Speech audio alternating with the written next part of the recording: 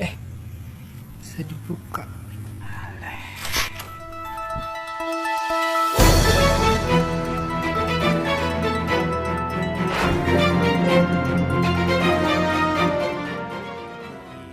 Sebelah rumahnya tetangga aku tuh ada rumah. Sebuah video menunjukkan rumah kosong, ditinggalkan kurang lebih 8 tahun. Sebuah akun TikTok @agungrisTama menunjukkan rumah kosong, yang ditinggalkan oleh pemiliknya kurang lebih 8 tahun.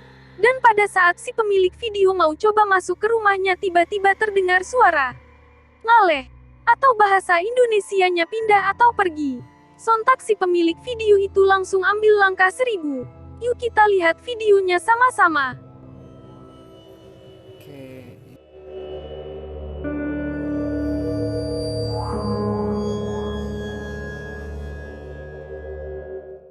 Oke, ini rumahnya.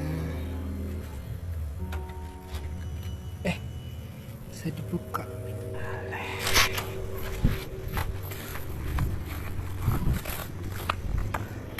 Barusan ada yang lihat, guys. Aku mendingan pergi aja.